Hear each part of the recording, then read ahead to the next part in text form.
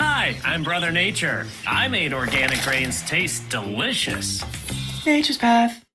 Still somewhat elevated, has come down a great deal from its post-pandemic highs. At the same time, the balance of risks appears to be shifting. In my remarks today, I will first address the current economic situation and the near-term outlook for monetary policy. I will then turn to the results of our second public review of our monetary policy framework as captured in the revised Statement on Longer Run Goals and Monetary Policy Strategy that we released today. When I appeared at this podium 1 year ago, the economy was at an inflection point. Our policy rate had stood at 5.25% to 5.5% for more than a year. That restrictive policy stance was appropriate to help bring down inflation and to foster a sustainable balance between aggregate demand and supply. Inflation had moved much closer to our objective, and the labor market had cooled from its formerly overheated state. Upside risks to inflation had diminished, but the unemployment rate had increased by almost a full percentage point, a development that historically has not occurred outside of recessions. Over the subsequent 3 Federal Open Market Committee meetings, we recalibrated our policy stance, setting the stage for the labor market to remain in balance near maximum employment over the past year. This year, the economy has faced new challenges. Significantly higher tariffs across our trading partners are remaking the global trading system. Tighter immigration policy has led to an abrupt slowdown in labor force growth. Over the longer run, changes in tax, spending, and regulatory policies may also have important implications for economic growth and productivity. There is significant uncertainty about where all of these policies will eventually. Unemployment rate, while edging up in July, stands at a historically low level of 4.2% and has been broadly stable over the past year. Other indicators of labor market conditions are also little changed or have softened only modestly, including quits, layoffs, the ratio of vacancies to unemployment, and nominal wage growth. Labor supply has softened in line with demand, sharply lowering the break-even rate of job creation needed to hold the unemployment rate constant. Indeed, labor force growth has slowed considerably this year with the sharp fall off in immigration, and the labor force participation rate has edged down in recent months. Overall, while the labor market appears to be in balance, it is a curious kind of balance that results from a marked slowing in both the supply of and demand for workers. This unusual situation suggests that downside risks to employment are rising. And if those risks materialize, they can do so quickly in the form of sharply higher layoffs and rising unemployment. At the same time, GDP growth has slowed notably in the first half of this year to a pace of 1.2%, roughly half the 2.5% pace in 2024. The decline in growth has largely reflected a slowdown in consumer spending. As with the labor market, some of the slowing in GDP likely reflects slower growth of supply or potential output. Turning to inflation, higher tariffs have begun to push up prices in some categories of goods. Estimates based on the latest available data indicate that total PCE prices rose 2.6% over the 12 months ending in July. Excluding the volatile food and energy categories, core PCE prices rose 2.9%.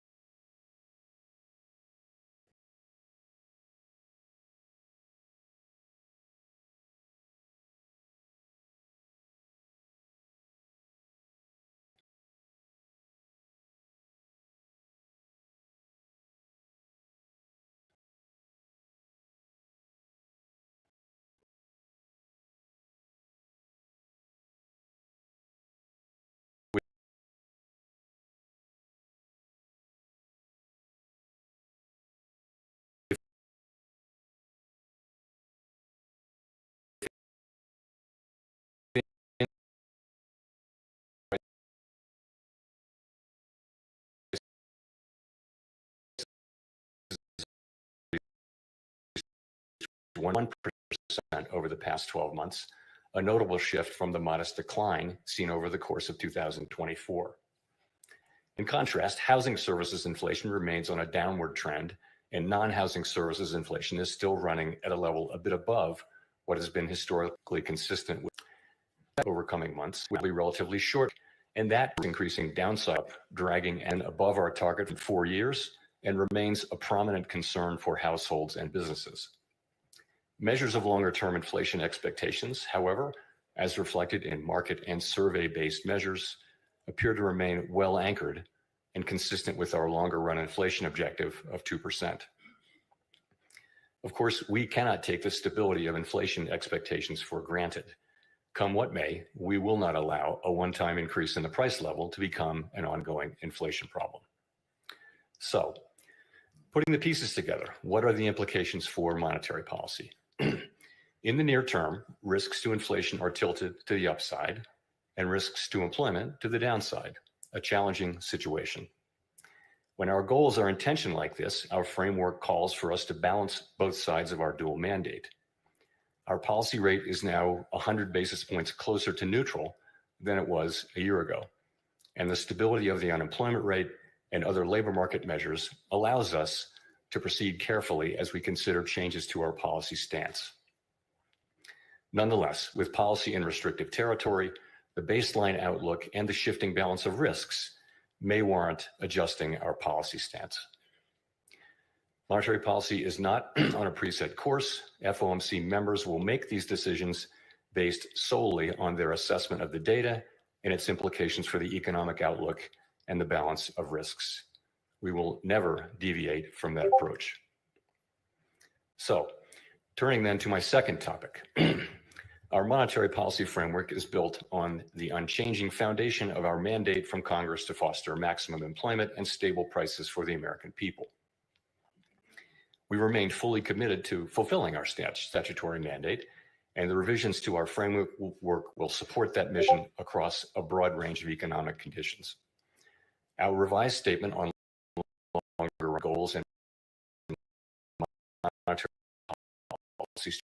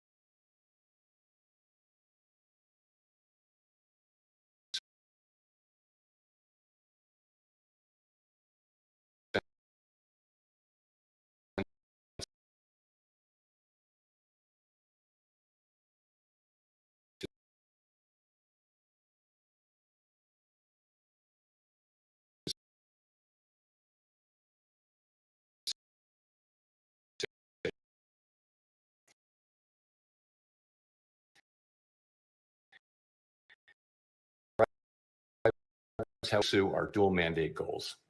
It is designed to give the public a clear sense of how we think about monetary policy, and that understanding is important both for transparency and accountability, and for making monetary policy more effective. The changes we made in this structural progression, economy, leadership at reserve banks around the structure of the economy, characterize a flat Phillips curve, meaning that inflation is not very responsive to slack in the economy. To me, a statistic that captures that era is that our policy rate was stuck at the ELB for 7 long years following the onset of the global financial crisis in late 2008. Many here will recall the sluggish growth and painfully slow recovery of that era. It appeared highly likely that if the economy experienced even a mild downturn, our policy rate would be back at the ELB very quickly, probably for another extended period. Inflation and inflation expectations could then decline in a weak economy, raising real interest rates as nominal rates were pinned near zero. Higher real rates would further weigh on job growth and reinforce the downward pressure on inflation and inflation expectations, triggering an adverse dynamic. The economic conditions that brought the policy rate to the ELB and drove the 2020 framework changes were thought to be rooted in slow-moving global factors that would persist for an extended period. And they might well have done so, if not for the pandemic. The 2020 consensus statement included several features that addressed the ELB-related risks that had become increasingly prominent over the preceding 2 decades. We emphasized the importance of anchored inflation, longer-term inflation expectations to support both our price stability and maximum employment goals. Drawing on an extensive literature on strategies to mitigate risks associated with the ELB, we adopted flexible average inflation targeting, a makeup strategy to ensure that inflation expectations would remain well anchored, even with the ELB constraint. In particular, we said that following periods when inflation had been running persistently above 2%, appropriate monetary policy aimed to achieve moderately above 2% for some time.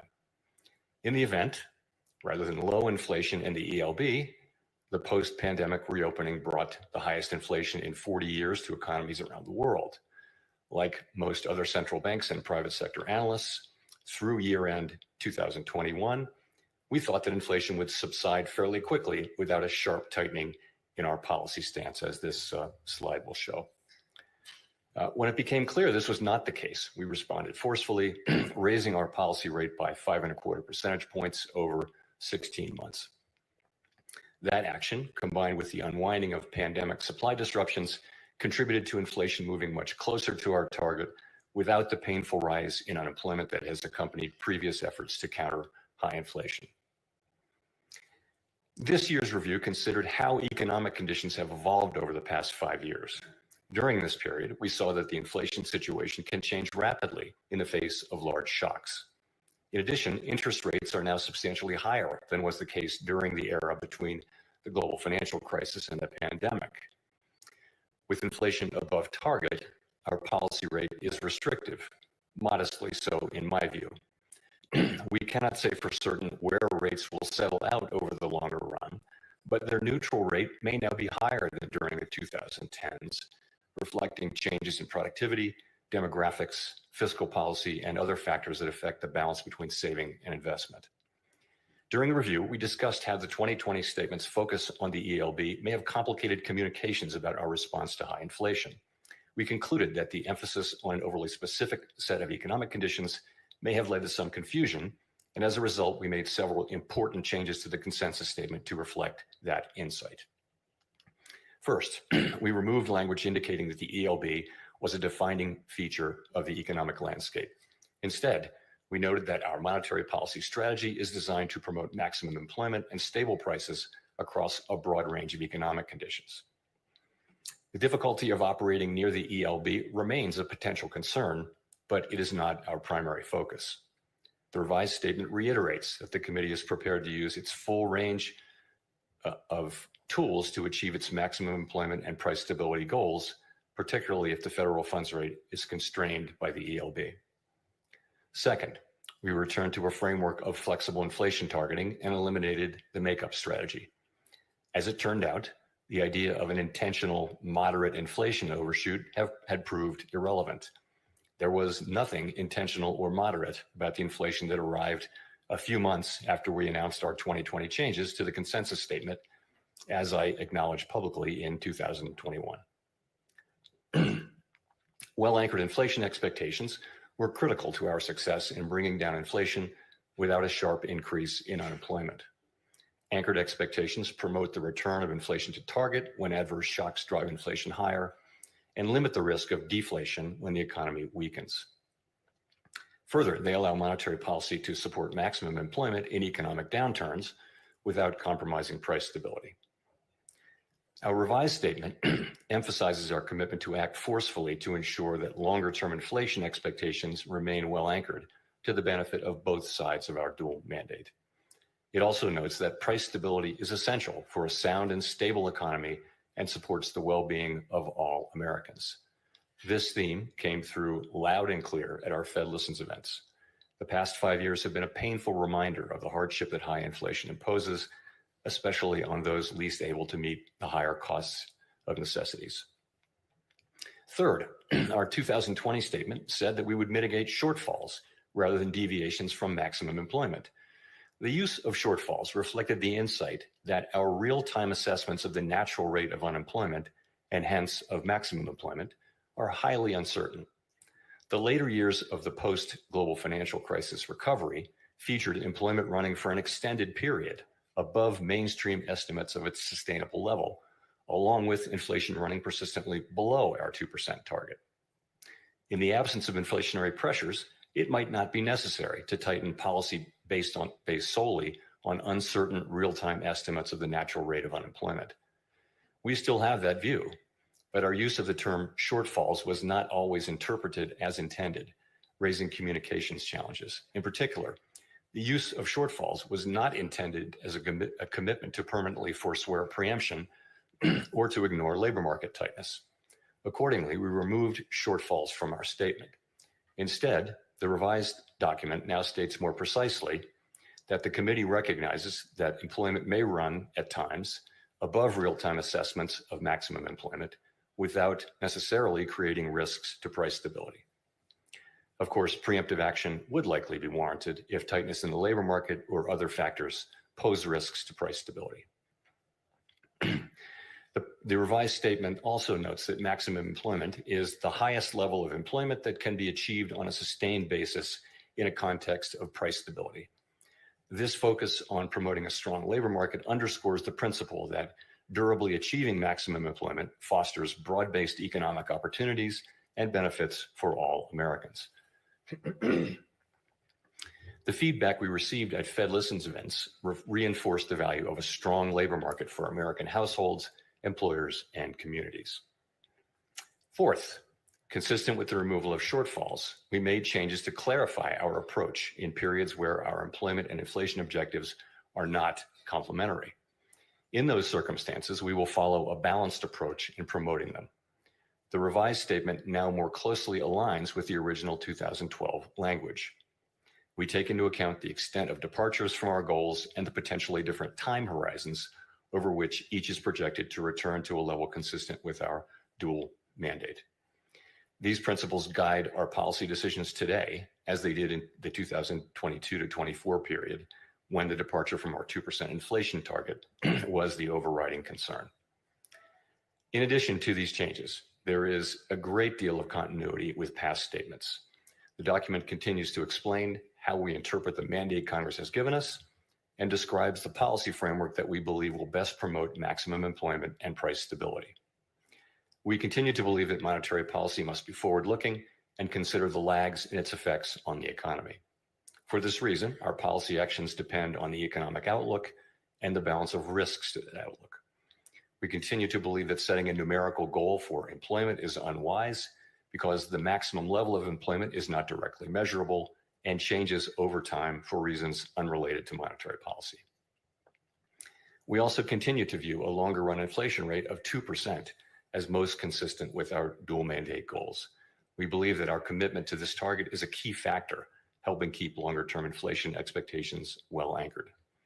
Experience has shown that 2% inflation is low enough to ensure that inflation is not a concern in household and business decision making, while also providing a central bank with some policy flexibility to provide accommodation during economic downturns. Finally, the revised consensus statement retained our commitment to conduct a public review roughly every 5 years. There's nothing magic about the 5-year pace.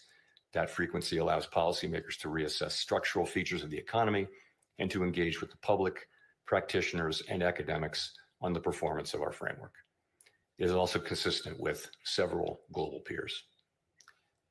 To wrap up, I want to thank President Schmid and all of his great Kansas City staff who work so diligently to host this outstanding event annually, counting a couple of virtual appearances during the pandemic. This is the 8th time I've had the honor to speak from this podium.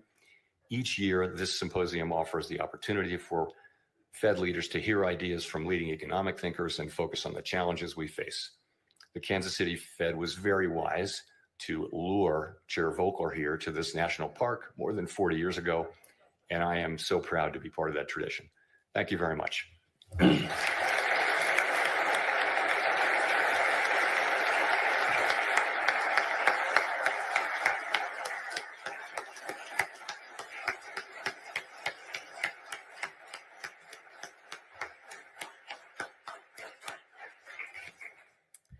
Thank you very much.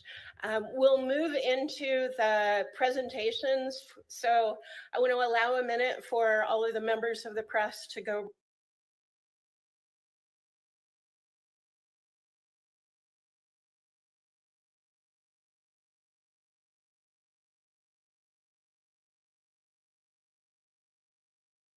Imagine bringing your side project to life just by thinking about it. Meet Base 44, a complete AI creation